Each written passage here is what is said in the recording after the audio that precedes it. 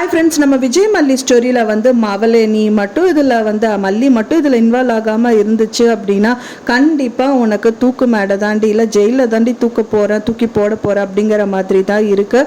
ஏன்னா வந்து பார்த்தீங்கன்னா தீபிகா வந்துட்டு ராஜி வீட்டுக்கு வராங்களோ இல்லை ராஜி தீபிகா வீட்டுக்கு வராங்களோ தெரியல. தீபிகா வந்து பார்த்தீங்கன்னா ராஜி கிட்ட கேட்குறாங்க, ஸோ ஏன் இப்படி இருக்கீங்கன்னா எனக்கு ஒரு கால் வந்துச்சு, ஸோ அதுலேருந்து நான் இப்படி இருக்கேன், என்னை மிரட்டுறாங்க அப்படின்னு. ஸோ நீங்கள் என்ன பண்ணீங்க அப்படின்னா தெரியலையே அப்படிங்கிற மாதிரி ஒன்றுமே தெரியாத மாதிரி பேசுறாங்க. கண்டிப்பா இவங்களுக்காக தெரியாது. இப்போ ஒரு தீபிகா அப்சர்வ் பண்ண வரைக்குமே நல்லாவே தெரிஞ்சிருச்சு இப்ப கதிரேஷனும் வந்து குற்றவாளி தான், இந்த ராஜி குற்றவாளி தான் அப்படின்னு சொல்லிட்டு. ஆனா ரியல் குற்றவாளியை வச்சுட்டு குற்றமே செய்யாத ஒரு நிரபராதியை தூக்கி ஜெயில போடணும்னு நினைக்கிறாங்க. அது ஒரே ஒரு காரணம், அவங்க தம்பி, அதாவது பர்சனல் இஷ்யூக்காக மட்டும்தான். ஸோ இது மட்டும் இல்லை அப்படின்னா நீங்க ரெண்டு பேருமே ஜெயில தாண்டி மவளை அப்படிங்கிற மாதிரி தான் அவங்க ஒரு பார்வை பார்க்குறாங்க. ஸோ இது வந்து பார்த்தீங்கன்னா மலுப்புற மாதிரி தான் இந்த ராஜி சொல்லிட்டு இருக்காங்க. கண்டிப்பா இந்த விஷயத்த வந்து மல்லி கண்டுபிடிக்கணும்.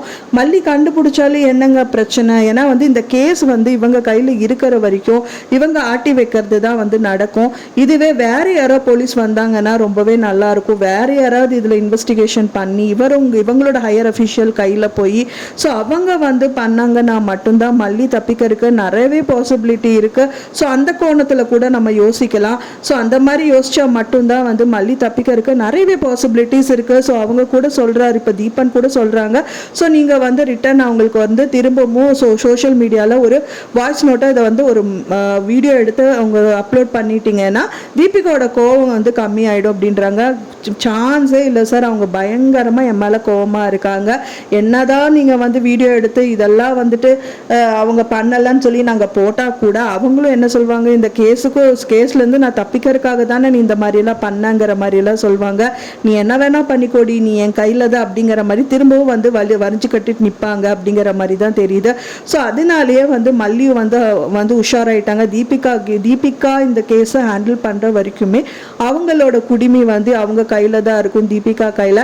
இவங்களுக்கு கிடைச்ச ஒரு 10 நாள் சான்ஸ் வச்சு தான் இவங்க ஏதாவது ஒரு விஷயம் பண்ணணும். ஸோ அந்த டயத்தில் வந்து வேற ஒருத்தவங்க இந்த விஷயத்த வந்து ஹேண்டில் பண்ணிட்டாங்க அப்படின்னா இவங்களோட கேஸ் வந்து ஸ்மூத்தாகவே முடிஞ்சிடும். கண்டிப்பாக அந்த மாதிரி தான் ஏதாவது ஒரு விஷயம் நடக்கணும். ஆனால் சுடரை வந்து காமிப்பாங்களா இப்போ ரீசெண்டானால தெரியல, பட் ஆனால் வந்து காமிக்கிற மாதிரி தான் தெரியுது, காமிக்காத மாதிரியும் தெரியுது.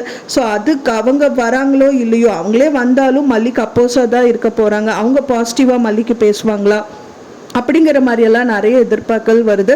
சுடர் கையில் கிடைச்சும் வந்து பார்த்தீங்கன்னா நிரூபிச்சிடலாம். ஆனால் சுடர் சாகலை, உயிரோடு இருக்காங்கங்கிற மட்டும் நிரூபிக்க முடியும். பட் ஆனால் மல்லிக்கு அப்போஸாக அவங்க நின்னாங்கன்னா இனி வந்து கொஞ்சம் கஷ்டம்தான். இவன் என்னை கொல்ல முயற்சி பண்ணாதா அப்படின்னு மட்டும் சொல்லிட்டாங்கனாலும் அவங்க மேலே ஏதாவது கேஸ் போட்டிருக்க நிறையவே பாசிபிலிட்டிஸ் இருக்கு. ஸோ அதுக்கு பதிலாக இப்போ ஒரு நல்ல போலீஸ் இன்ஸ்பெக்டர் வந்து இந்த விசாரணையை வந்து ரன் பண்ணணும் அப்படிங்கிற மாதிரி தான் இருக்கு. ஸோ அந்த மாதிரி ஏதாவது ஒரு விஷயங்கள் நடக்குமா அப்படிங்கிறது தெரியல. ஸோ வெயிட் பண்ணி பார்க்கலாம் ஃப்ரெண்ட்ஸ். அதுக்குள்ளே இந்த தீபிகா மனசு மாறணும். நாம வெயிட் பண்ணி பார்க்கலாம், பாசிட்டிவாவே நினைக்கலாம். நீங்க என்ன நினைக்கிறீங்க அப்படின்னு சொல்லிட்டு உங்களோட கருத்துக்களை மறக்காம எனக்கு கமெண்ட்ல ஷேர் பண்ணுங்க. நான் சொன்ன இந்த தகவல் உங்களுக்கு பிடிச்சிருந்தா மறக்காம லைக் பண்ணுங்க, ஷேர் பண்ணுங்க, கமெண்ட் பண்ணுங்க, சப்ஸ்கிரைப் பண்ணுங்க. மேலும் இன்னொரு மல்லி சீரியல் அப்டேட்டோட நெக்ஸ்ட் மீட் பண்றேன். தேங்க்ஸ் ஃபார் வாட்சிங் மை டியர் ஃப்ரெண்ட்ஸ். நெக்ஸ்ட் வீடியோல பார்க்கலாம்.